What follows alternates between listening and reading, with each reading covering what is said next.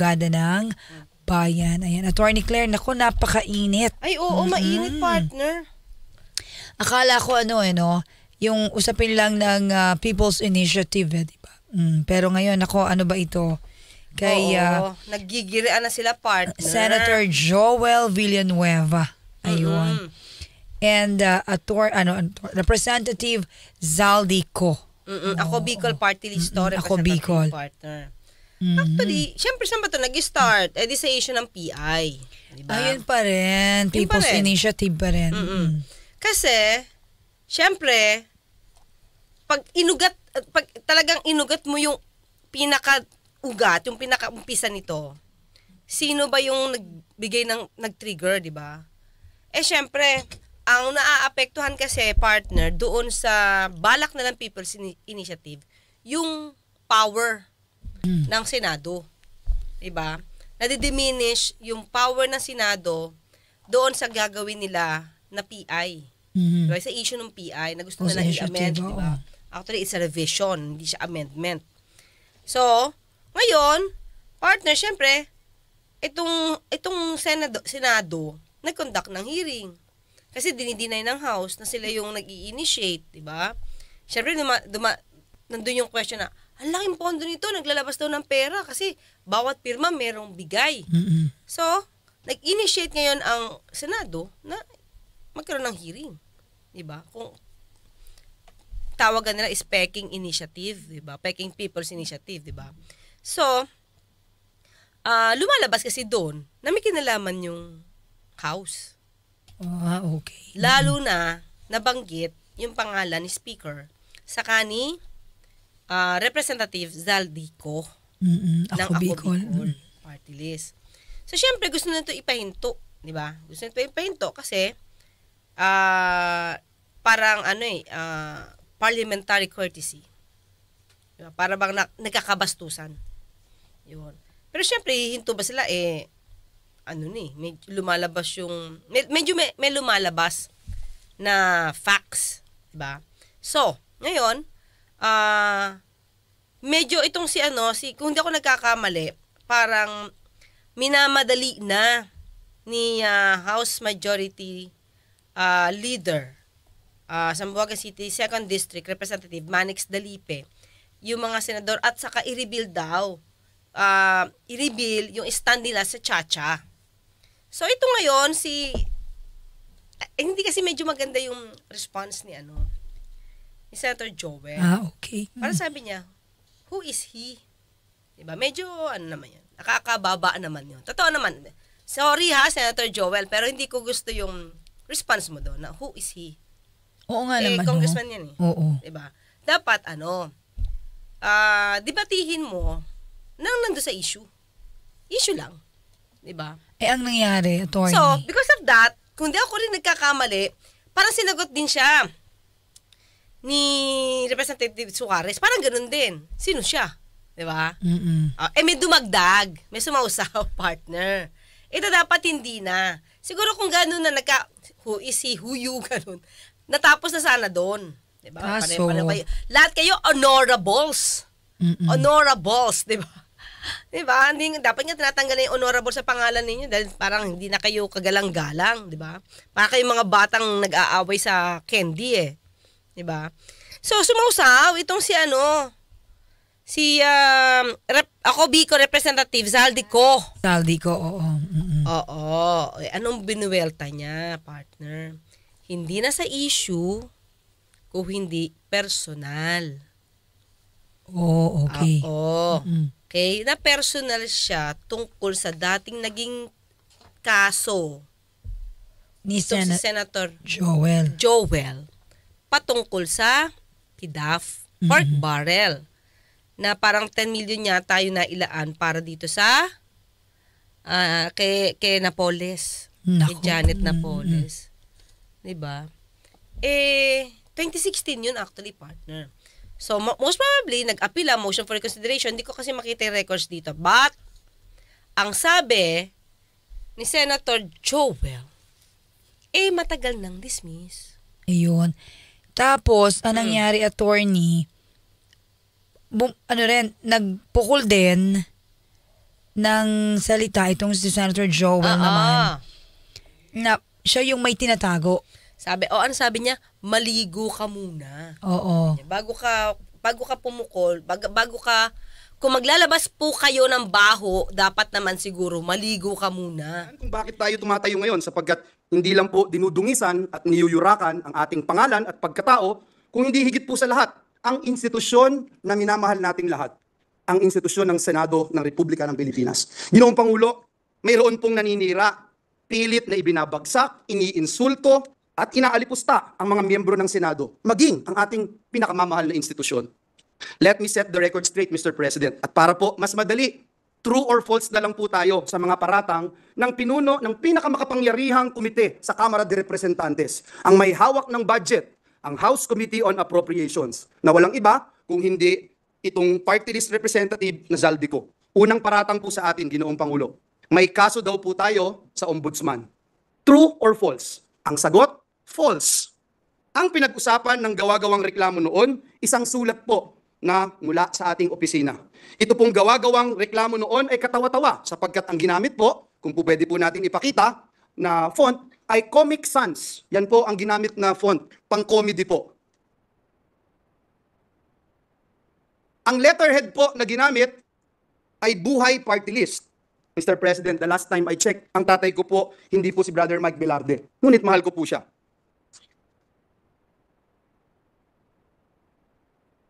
Mismong NBI din po ay nag-certify. Forge, peke, ang firma ni Joel Villanueva.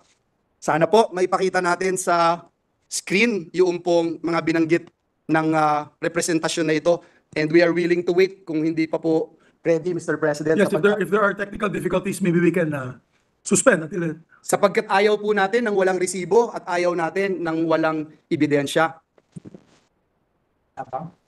Session suspended for 1 minute. Sans na ginamit. Ultimo po, si King of Comedy, Dolphy, hindi po ginagamit yung ganyang font. At higit sa lahat, sana po makita natin yung dun sa taas, representative daw po ako ng Buhay Party List, Mr. President. Mr. President, ito po ay katibayan na nung mga panahon na yon, 2016 pa po ito, Mr. President, bago ho ako maluklok bilang senador ng Republika ng Pilipinas. Pine-persecute na po tayo, pinararatangan, pero tapos na po ang laban. Noon pa po, na-dismiss na po ang ibinasurang lahat ang gawa-gawang reklamo na ito sa atin. Dinismiss na po ito. Pwede ho bang pakita natin yung dinismiss na po? Mr. President, 2019 pa po, dinismiss na po ang kasong ito na ipinaparatang sa atin.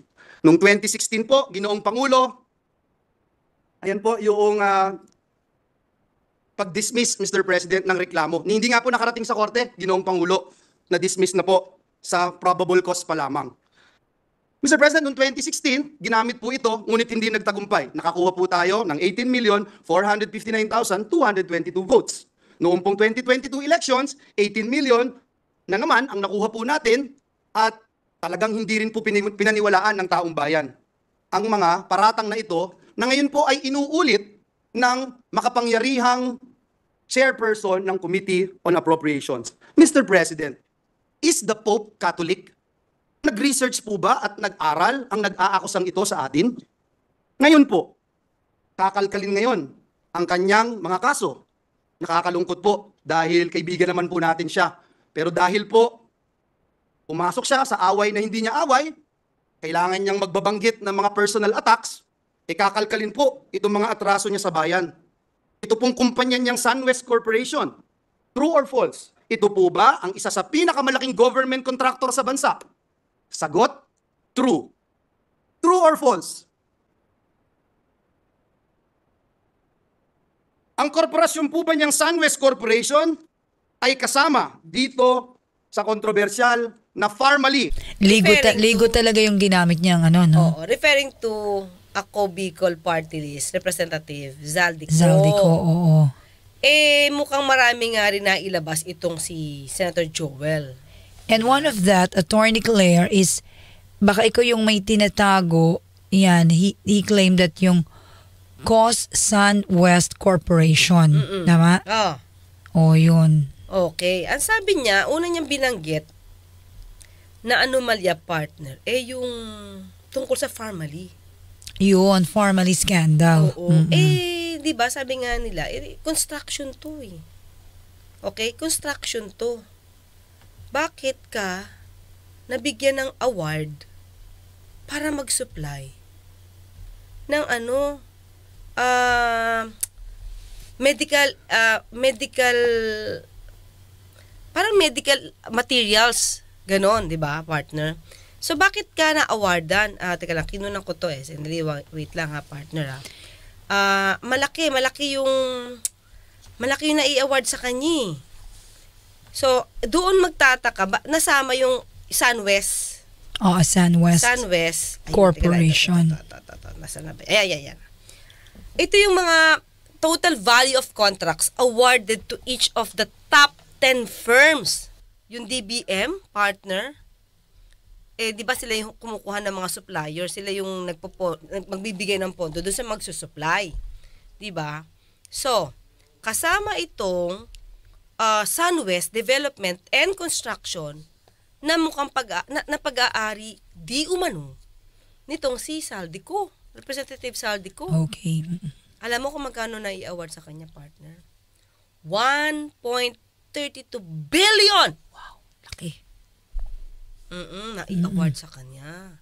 Eh, di ba may malaking issue yung family because of allegedly overpriced. Yun, kaya nga ang sinabi din doon ni Senator Joel, no, na may mga tax cases. Oo. Diba? Ang SunWest.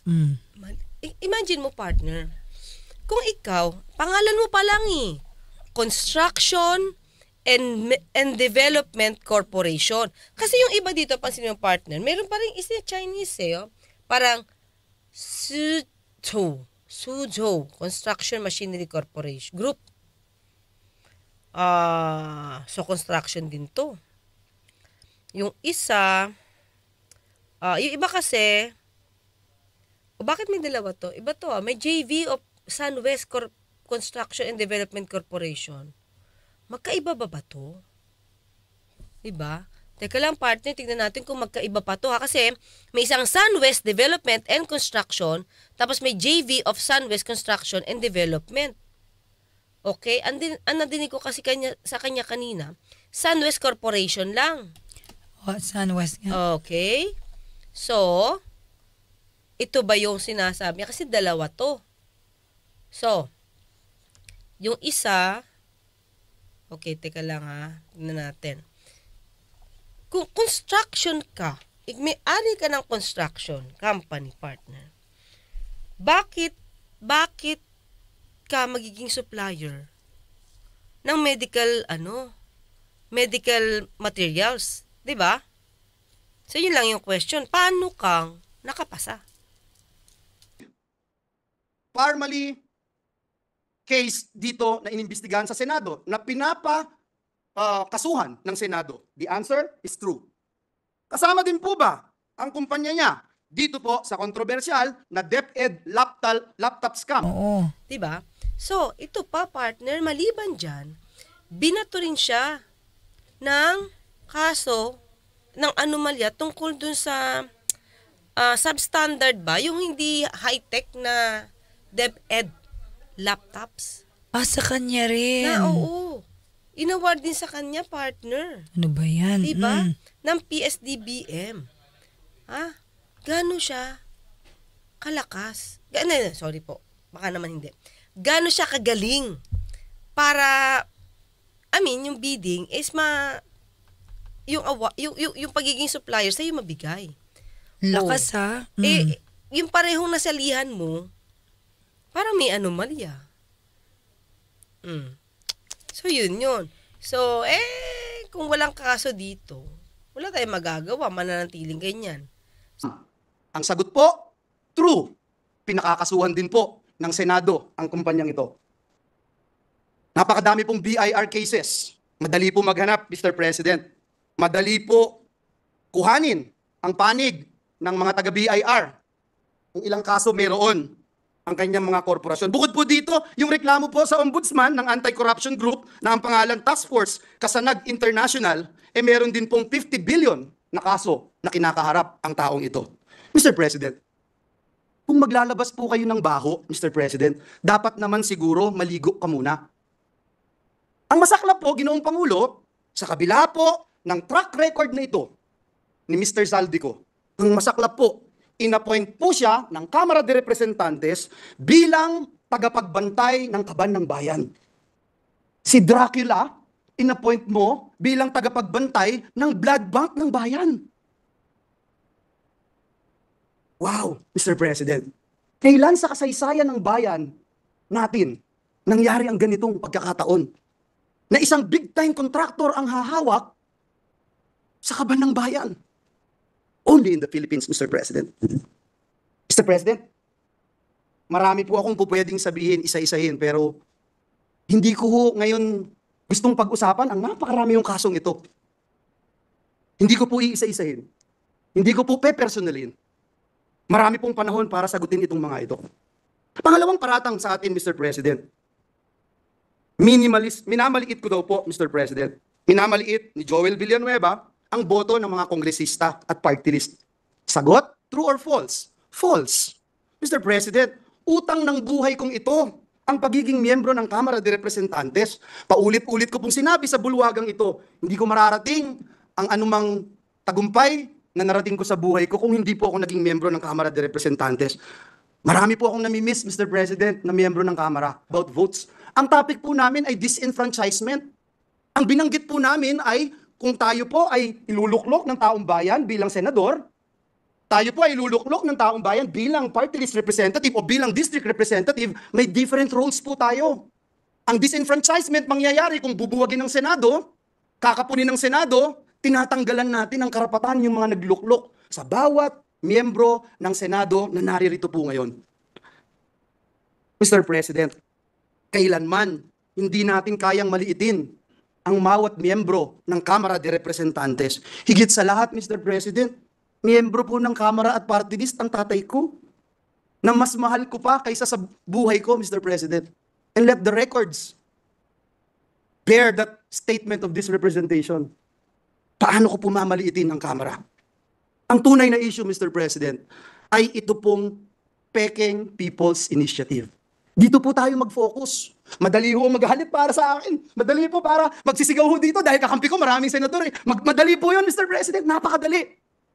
Banggitin isa-isa itong kaso na ito. Ilang bilyon dito, ilang bilyon doon. Madali po sabihin, pero hindi po yun ang focus. Ang focus po natin, Mr. President, at hindi tayo dapat maging personal, ay banggitin natin itong bigger issue. This issue which is bigger than myself, which is bigger than you and me, which is bigger than this institution, Mr. President, and this is the soul of our nation, our Constitution, Mr. President.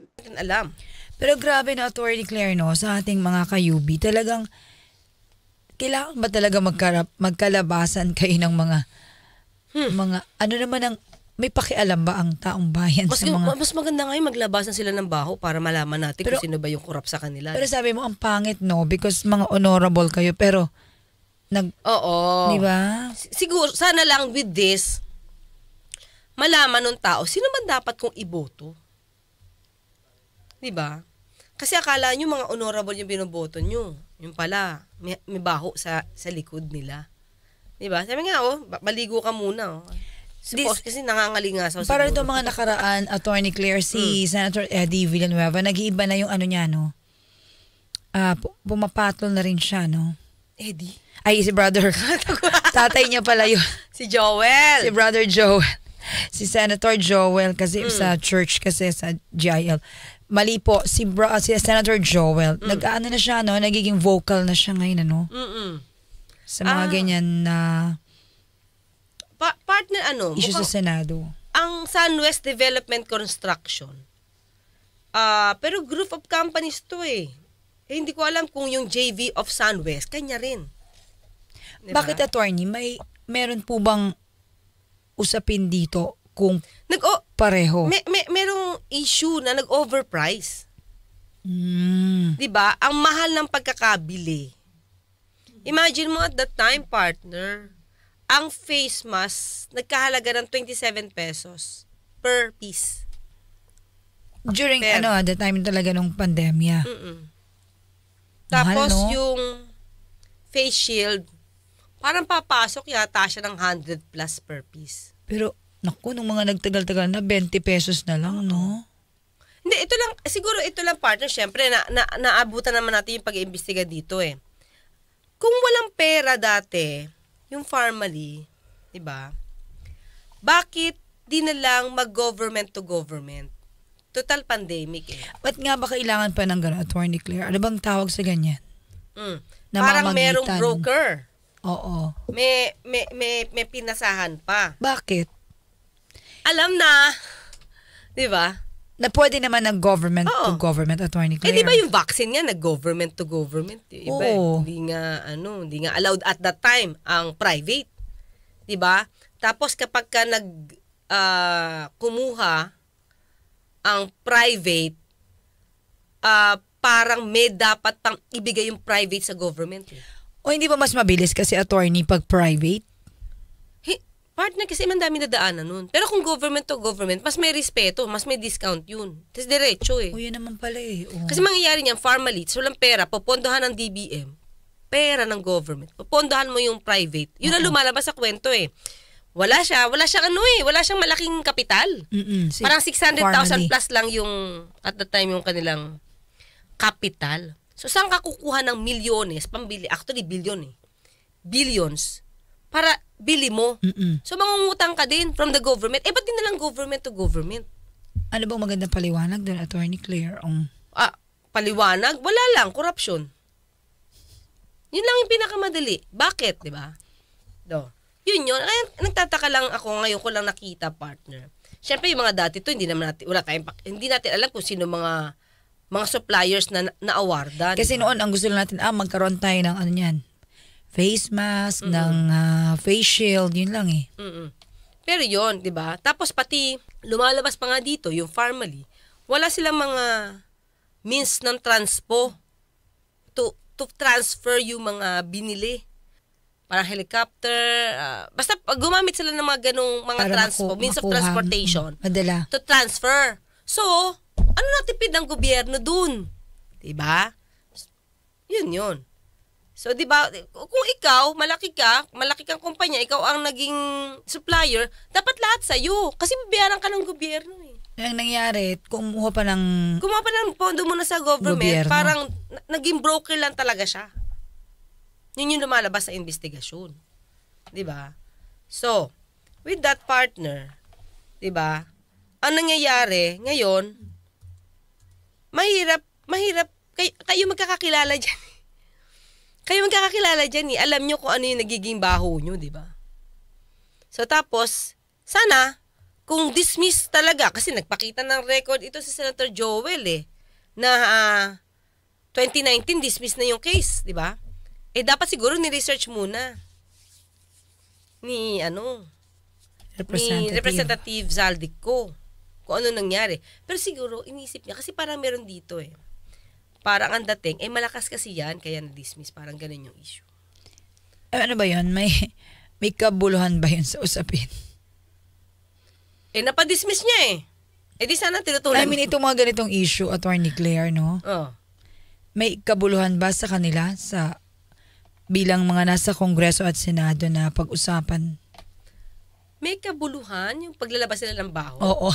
Sa atin meron, feel ko. Sa atin meron. Okay. Kasi makikita natin anong klase sila. Na para bang sa likod natin, ang dami palang anomalya dyan na tinatago nyo. Tapos ilalabas nyo lang pagka nagkakabulilyasuhan kayo. Pag nababatuhan na kayo, di ba? Sige, sa akin, sige. Maglabas pa kayo na maglabas. Turo nyo na kung sino yung tuturo nyo dyan. Dati, di ba? Para yung mga tao, sana yung mga tao, ang wish ko lang, partner, sa darating na election, sana hindi na lang makuha doon sa, may nagbigay kasi ng 500, may nagpamudmud ng ganito. Sana hindi na sila makuha doon. Tignan na lang nila kung sino yung maayos na leader. Speaking of that, Attorney Claire, umpisa ngayon hanggang September, yung mga boboto, may registration ng COMELEC. Oo. Diba? Diba? Ayan. Okay, tingnan, basahin natin ito iba mga ano natin. Yan, tingnan natin para... Hello, Ricul. Ay, pretty daw tayong dalawa, sabi ni Ricul. Naku, mas maganda po si Attorney Claire. Naku Si Blackbeard. Nandiyan dyan. Si Stone Trooper. Saka si Architect Martin Resurrection. Kadama sa Jordan. Hello. Kanina bumati sa'yo si si partner Rod. Si Mylene. Pwede ko makita, attorney, para matulungan kita yung monitor natin. Oo nga, Correct paano me. natin? Ako, wala akong monitor dito niya. Para matulungan ko si Attorney Claire Sa laptop magbasa. lang ako. Okay. US statehood movement tayo laban sa China.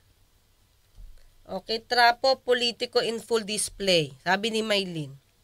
Sabi ni Kadama, pares lang naman sila lahat dyan, attorney, magdebate sila kung sino talaga ang brainy. Brainy? Naku, kukunti lang yun. Lahat puro grandstanding. Diba? Si Berlin. Tayo, nakikita mo ba? Niel? Wala pa. Courtney, paano naman ako ng message? Hello, Angela Gonzaga. Parang na-miss kita nung Friday. Para makita ko po. Yan. Nanonood, pakilike naman, sabi ni Berlin. Hey, thank you, Berlin. Tapos, sabi ni Maylene, parang nagwala na maggawa batas kasi di nagkakasundo Senado at Kamara. Gaya ng sahod tataas, pumasa sa Senado sa Kamara. Ayaw talaga. Yung umento sa sahod, attorney. Mas marami kasing dun, businessman eh. Siguro, no? Pwede, no? Okay. Dapat pumasok ang si BBM at hindi na nangyayari sa Kamara at Senado. Maylene, alam mo, parang kasi, basa ko kasi gusto rin ni BBM na matuloy. Gusto niya matuloy. People's Initiative. Oo, hindi ko lang alam kung ang gusto niya is economic provisions lang talaga o mawala ang Senado at maging unicameral. Ang basa ko kasi mga kayubi, basa ko lang. Kahit sabihin ni PBBM na gusto niya economic provisions lang. Pero ang basa ko gusto niya matuloy yung unicameral. Ganun. Oo, yun ang basa ko kasi hindi niya pinapahinto tapos ang tatapang ng mga taga-house. So, meron diyaang bumaback up. 'Di ba? May bumaback up diyan. Tapos na-realize nila, matatalo tayo sa Supreme Court. So, gawin yung maayos yung mga rules sa COMELEC. Para pag inakyat niyo yan sa COMELEC, maayos na yan. Wala lang question about doon sa insufficiency ng batas patungkol sa PI. Yan lang. Kasi nandidismiss siya because kulang eh. Insufficient daw yung implementing rules and regulations. So aayusin ngayon ng Ang tanong natin, maaayos ba agad-agad dyan ng COMELEC? Nag-start na ng registration. 'Di ba? Pero ang sabi nila, basta ang alam ko ang House hindi titigil sa PI. Kasi gagamitin pa nila talaga yung pirma na pirmahan. 'Di ba? So yun yung basa ko. Sabi ni Angela Gonzaga, Attorney Clay, yung congressman ko at pamangkin ho ang kasama niya sa party list. Panay pamilya niyan. Ha? Saan? Sige nga, bulong mo nga, Angela. Dali, bulong mo. Saan sila namimili? Pero mukhang mayaman to, di ba? Sila ba yung may-ari ng Misibis? Mahal dun eh. Ay, oo. Sa Misibis Bay? Hello Mantem, yung Seven Samurai. Sabi ni Positive Side, taas naman ng sahod, meaning taas naman ang mga bilihan. So what's the sense daw, Attorney Claire, di ba? Kung itataas ang sahod, tataas din ang bilihin. Wala rin, pareho lang. At least nataas ang sahod kasi ang tumataas lang yung presyo ng bilihin. Hindi na siya pantay, hindi na siya in proportion. Diba? Kasi tumataas, tapos iwan siya. Doon na napupunta yung... At least kung tataas sabay ganon, medyo okay pa. Diba? Okay. Sabi ni Attorney Nov Ogral, good PM Attorney Miss Jenny and Ubinatics. Wow, Ubinatics. Ay, talaga. Oo. Thank you. Ito, sabi ni Angela, mukhang kilala ni Angela to eh. Check nyo yung Claudine ko, panay pamili sa Paris at USA. Okay. Hindi ko alam. Well, anyway, sabi ko, mukhang, kailan ba nila na-acquire yung mga ganitong kumpanya? After ba silang maging politiko or before? Ano mayaman sila before? 'Di ba? At sanay naman silang mamili. May alam nga ako. Panay din ng biyahe. Pero mukhang hindi naman kasi malakas naman yung views nila. Ang tanong, kaninong, well, di ko alam. kaninong Di ko pera? alam. Siyempre, yung parents niya, politiko, kapatid niya, politiko, malakas yung views Marami nila. silang pera. Mm. So, di ko alam. Pero, ito yung question. Naku, naiba na yung question natin. Si Angela kasi, ako sa pamimili sa US, kasi Paris eh. Hindi, iniisip ko kasi, di ba, kung ito, pera nagagamit, mula saan? Kung lagi naman sila nagbabiyahe at puro branded yung gamit. Saan nanggagaling yung pera? Diba? Sa sweldo ng nanay at tatay niya? Sa sweldo ng asawa niya? Di ko alam. Diba? Ang tanong ko, nare-report ba to sa salin? Yun lang. Diba? Yes, Radyo oo. Manjani Pahilanga po. So hanggang bukas magkita at magkarinigan tayo. Ako po sa Tony Claire Castro, papaalala, huwag tulugan ang inyong karapatan.